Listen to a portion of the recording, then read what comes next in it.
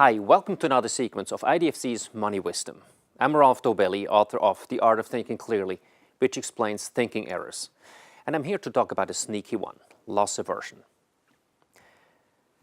On a scale of 1 to 10, how good do you feel today? Let's assume you're about a 7. Now, what would bring you up to a perfect 10? That vacation you've always dreamed of? 2 steps up the career ladder? $1 million? Next question. What would make you drop down by the same number of points? Illness, depression, war, hunger, financial ruin, damage to your reputation, losing your best friend? The long list of horrible possibilities shows just how much could happen to undermine our happiness. In short, there are more bad things than good ones, and they are far more consequential. This was even more the case in our evolutionary past. One stupid mistake and you were dead. Reckless, gung-ho people died before they could pass on their genes along to the next generation. Those who remained, the cautious ones, survived. We are their descendants.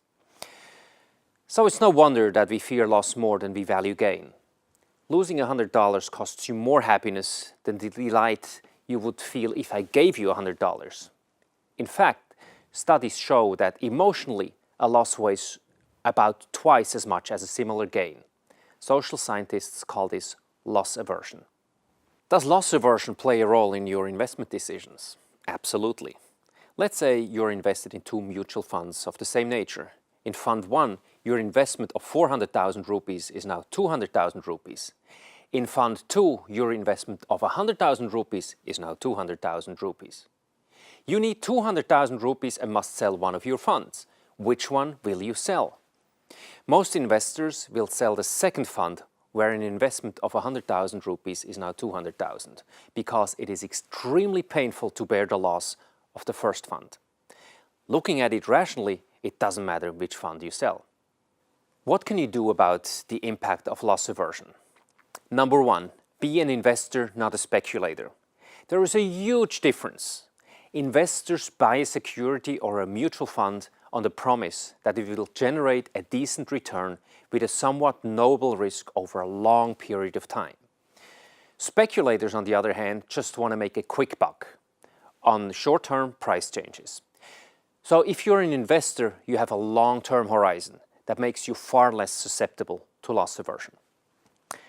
Number 2, consider a loss on paper as real loss.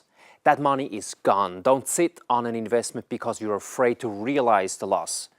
Sometimes cutting your losses and walking away is better. Yes, it's emotionally difficult, but putting the loss behind you is often the rational choice.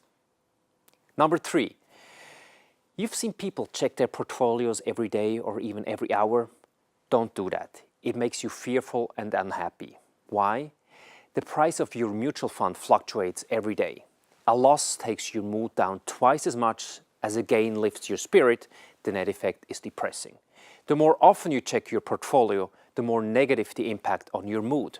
So check your investments once a quarter, or even better, just once a year. To sum up, we are more sensitive to negative loss than positive gain.